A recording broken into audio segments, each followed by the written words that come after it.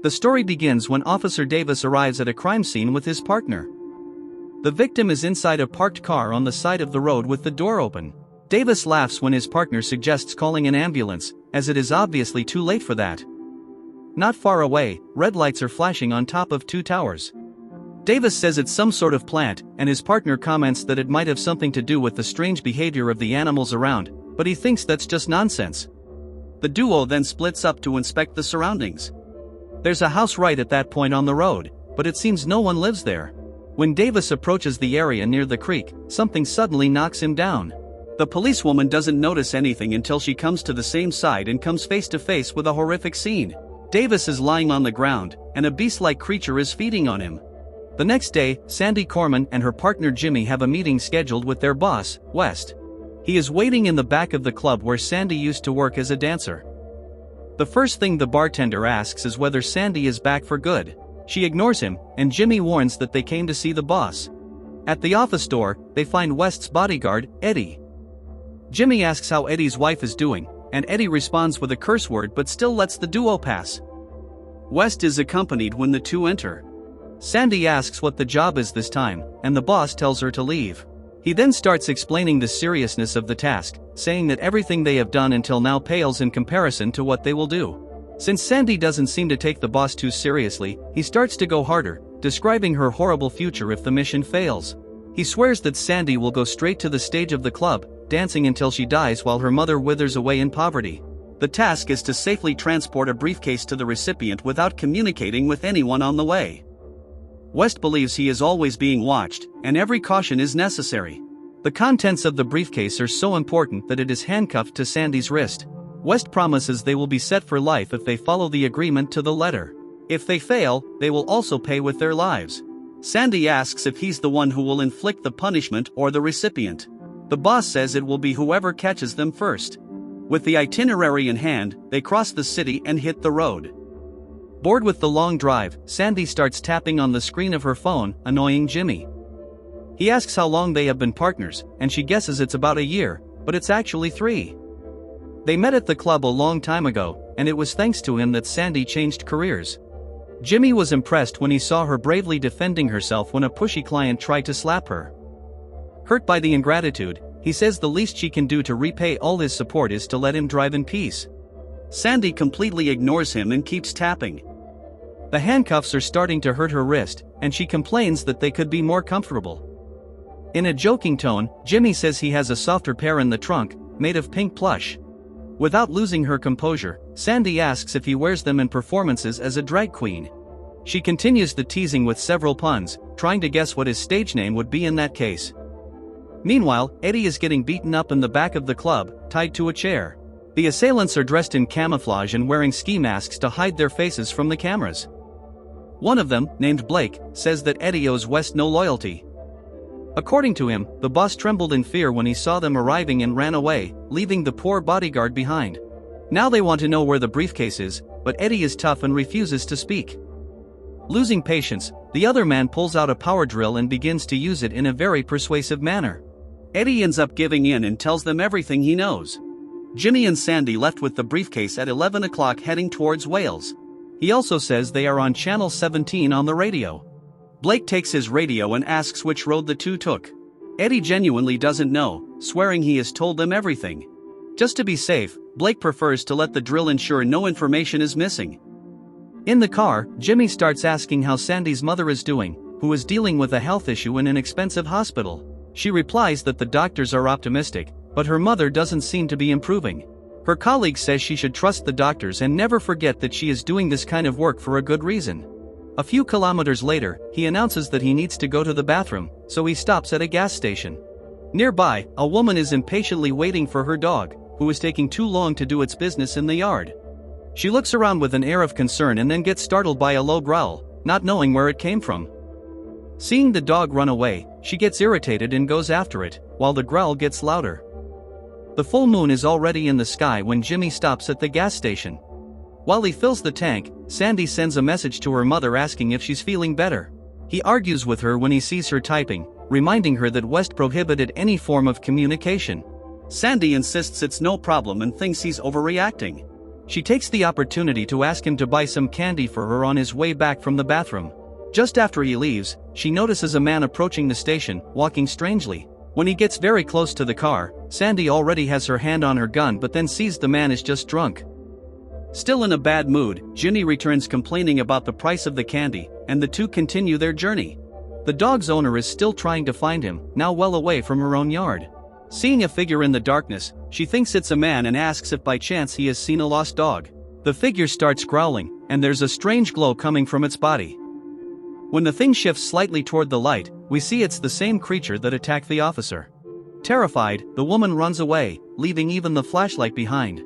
Meanwhile, Sandy is turning on the car radio to listen to music, but Jimmy immediately turns it off. He starts another speech about the risks of the job, saying she should know by now it is necessary to be fully alert all the time. When they pass the two towers, Jimmy explains that it's a hydraulic fracturing well, and Sandy is surprised by how much he knows. He says he knows this because he studied the route in advance and asks if she did the same. She says she doesn't need to study the routes since Jimmy always does that. Instead of lecturing her again, he admits that this job isn't good for her and says she needs to find something else. She doesn't want to go back to being a dancer, but he suggests trying college. Anticipating a long sermon, she tries to cut the subject short. But Jimmy is still giving his advice when the dog owner runs across the road. Trying to brake in time, he loses control, and the car skids off the road, rolling over several times. It is already morning when Sandy regains consciousness and discovers her foot is trapped under the car. She starts calling for Jimmy until she notices he is lying nearby and obviously did not survive the accident. She begins to panic and tries to free her foot, but the car is too heavy. Her phone also shows no sign of life, and she throws it away in anger. Still handcuffed to the briefcase, she decides to use it as a pillow and rests for several hours, not hearing the low growl of the creature in the woods. She then remembers the radio and tries to call for help, but no one answers. Emptying her pockets, she thanks fate for leaving a chocolate bar there. Hours later, she is sleeping when someone starts talking on the radio, calling for Jimmy. She wakes up with a start and responds quickly, explaining that there was an accident. Sandy doesn't know exactly where she is, but the person on the other end says they can track her as long as the radio is on. After a brief moment of relief, she realizes it isn't Eddie's voice and guesses she is talking to Blake. He immediately asks if she has the briefcase, and Sandy starts cursing at him. Blake laughs at her rudeness and says her protests are useless. His men will find her soon, and he will get that briefcase at any cost. Sandy angrily turns off the radio and starts kicking the car. Trying to prepare for a confrontation with the rival gang, Sandy checks how many bullets she has.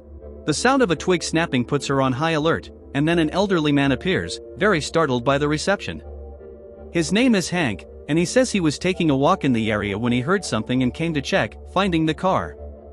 A bit scared, he says he doesn't want to intrude and can go on his way, but Sandy needs his help. Discreetly putting away her gun, she shows him she's trapped. Hank seems willing to help, but his morbid interest in Jimmy distracts him. He says he was a mechanic for many years and part of his job was to assist on the road. The wildlife accidents earned him good dinners, and he always had stories to tell his friends. The state Jimmy is in is one of the worst he has ever seen, and he regrets not having brought his camera. Sandy gets annoyed and asks for a little of his attention, asking him to at least lend her his phone. Hank explains that there is no signal in that area and offers some painkillers, but she only wants to get out of there.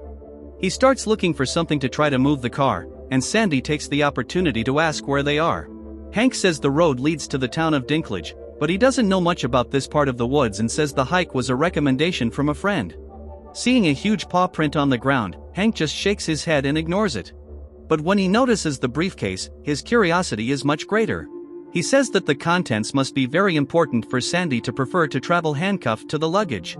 She tells him it's none of his business and asks him to focus on getting her out. With the strongest branch he could find, he tries to move the car, but the vehicle won't budge.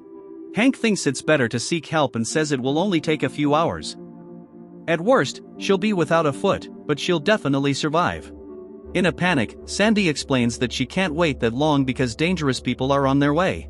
When she says those people are keeping an eye on what's inside the briefcase, Hank deduces that it must be even more valuable than he thought.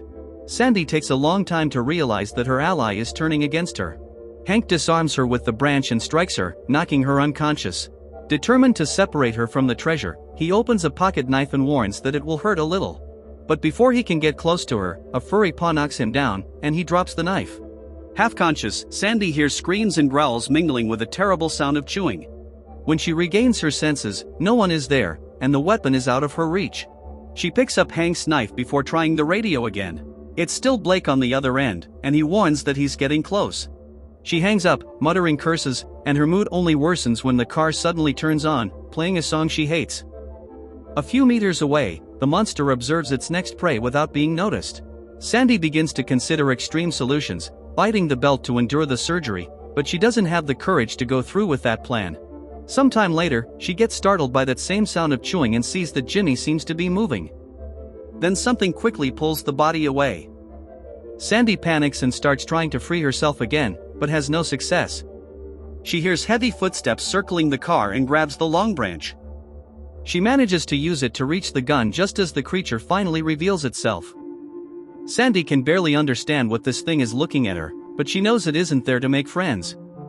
She fires twice, scaring the visitor away. Blake is surprised by her call on the radio, wondering why he is taking so long. In a tone of irony, she says she's feeling very lonely, and he asks if this is a pickup line. Behind the joke, he remains intrigued by her attitude, not knowing she is facing a much greater danger.